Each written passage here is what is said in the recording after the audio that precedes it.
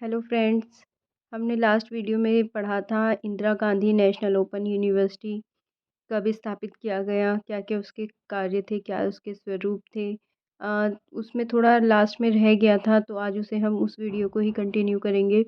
उससे आगे का हम पढ़ेंगे। इसमें क्या क्या क्या कार्य थे, हमने एकेडमिक कार्य इसके देख लिए थे। बाकी के हमारे आगे के कार्य क्या थे वो हम वीडियो में देखने वाले हैं। लास्ट तक बने रहे हमारे साथ। एकेडमिक कार्य को एक बार फिर से देख लेते हैं बहुत ही शॉर्ट में कि अध्ययन केंद्रों की स्थापना करता है, व्यावसायिक प्रशिक्षण केंद्रों की स्थापना करता है और कोऑर्डिनेटर कार्यक्रम इंचार्ज की नियुक्ति करना भी इन्हीं का कार्य है।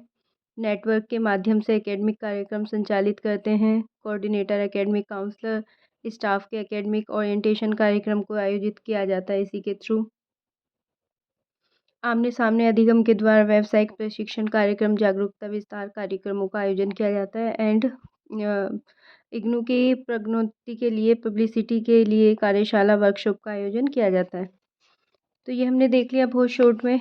आइए जानते हैं इससे आगे का कि प्रशासनिक कार्य क्या क्या थे जो इग्नू द्वारा किए जाते हैं, वो देख लेते हैं। और इसके वित्तीय कार्य भी आज हम देखेंगे। तो इसका प्रशासनिक कार्य में सबसे पहले आता है नॉर्थ ईस्ट रीजन में क्षेत्रीय केंद्रों और लर्नर सपोर्टर सेंटर का प्रशासन करना। मुख्यालय हेडक्वार्टर, जो हेडक्वार्टर का प्रशासन करना है, इसका मेन कार्य है। क्षेत्रीय केंद्रीय संस्थाओं के द्वारा प्रस्तावित प्रक्रिया के अंतर्गत प्रशिक्षण कार्यक्रम, कार्यशाला, सम्मेलन एवं विचार गोष्ठी, सेमिनार का आयोजन करना। तो ये हमें पता चल गया कि इसके अंतर्गत जो संस्थाओं द्वारा प्रस्तावित कार्यक्रम होते हैं, जैसे कार्यशालाओं का आयोजन करना, वर्कशॉप का या सम्मेलन है, कोई विचार गोष्ठी है, उसको भी ये इग्नू द्वारा कार्य किया जाता है। नेक्स्ट पॉइंट आता है ज्ञानवाणी एफएम रेडियो स्टेशन का रखरखाव करना, क्योंकि ये अपने जो वर्क कराते हैं इसके थ्रू भी कराते हैं। और क्षेत्र में नेटवर्क की स्थापना करना। तो ये भी इसके कार्य हैं। क्षेत्रीय केंद्रों पर स्थायी इमारतें का निर्माण कराना। तो ये क्या काम करते हैं कि जितने भी इनके क्षेत्रीय केंद्र हैं इग्नू के, जो आपके क्षेत्र में होंगे, तो उसको ये परमानेंट बिल्डिंग बनवाने का कार्यक्रम भी करते हैं। नेक्स्ट पॉइंट है क्षेत्रीय केंद्रों, अध्ययन केंद्रों और संस्थाओं का प्रशासनिक सहायता प्रदान करना। वहाँ पे जो प्रशासनिक सहायता अगर उन्हें चाहिए होती है, उसको भी ये प्रदान करने का कार्य करते हैं। अब थर्ड पॉइंट आता है, उस दिन हमने देखा था कि 3 भागों हमने बांटा था, एकेडमिक कार्य, प्रशासनिक कार्य और वित्तीय कार्य। तो 2 हम पढ़ चुके हैं, एकेडमिक कार्य और प्रशासनिक कार्य। अब नेक्स्ट हम देखते हैं वित्तीय कार्य। वित्तीय कार्य में क्या क्या आता है, वित्तीय से संबंधित जितने भी काम हैं ये कैसे करते हैं। तो क्षेत्र के केंद्रों और संस्थाओं के लिए बजट बनाना और वित्त की व्यवस्था करना। कितना कितना पैसा हमें चाहिए किस केंद्र पर, इसका बजट बनाने का कार्य और उसकी व्यवस्था करने का कार्य भी इसके द्वारा किया जाता है, इग्नू द्वारा। क्षेत्रीय केंद्रों और संस्थाओं के क्वार्टरली ग्रांट, अनुदान या अनुदान ग्रांट प्रदान करना। हेडक्वार्टर में व्यय का बजट बनाना। नेक्स्ट आता है क्षेत्रीय भाषा में अनुवाद अनुवाद कार्य के लिए वित्तीय व्यवस्था करना, क्योंकि यह जो इग्नू यूनिवर्सिटी है उसमें इंग्लिश या हिंदी में वहाँ पे पढ़ाया जाता है। लेकिन अगर क्षेत्रीय भाषा में उसको ट्रांसलेट करना है तो उसकी वित्तीय की व्यवस्था जो की जाती है वो भी इसके द्वारा की जाती है। क्षेत्रीय केंद्रों, अध्ययन केंद्रों, संस्थाओं के प्रति माह का व्यय का वितरण तैयार करना।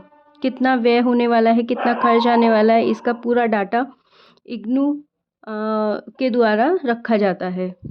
और लास्ट में आता है कि हम इसके एम, उद्देश्य देख लेते हैं कि इग्नू के क्या क्या उद्देश्य हैं, वो भी एक बार देख लेते हैं।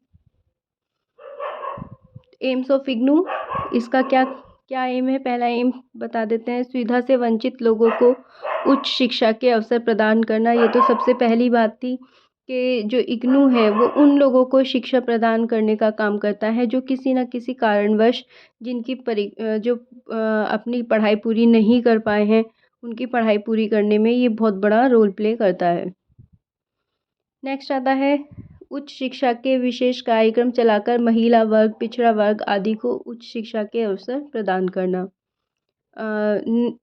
जो लोग अपनी पढ़ाई पूरी करना चाहते हैं, चाहे वो महिला हो, जो किसी भी कारणवश से जिसकी पढ़ाई बीच में छूट गई है, या पिछड़े वर्ग के लोग हैं जिनको उच्च शिक्षा के अवसर नहीं मिले हैं, तो वो इग्नू में एडमिशन लेके अपनी पढ़ाई को पूरा कर सकते हैं।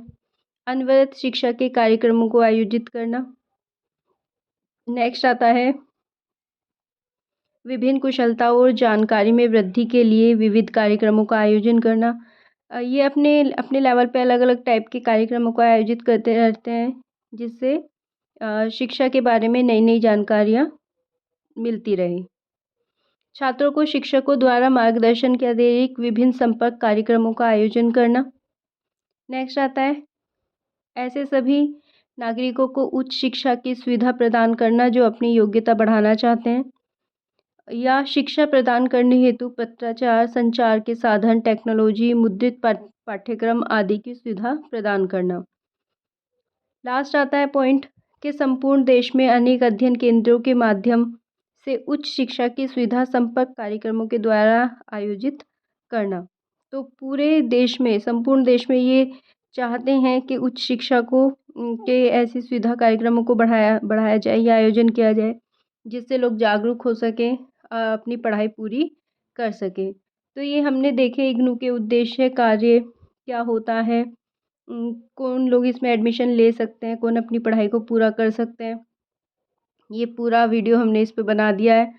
अगर आपको ये वीडियो ज़रा भी थोड़ा भी हेल्पफुल हुआ हो तो प्लीज़ हमारे चैनल को सब्सक्राइब करें और वीडियो को लाइक करना ना भूलें।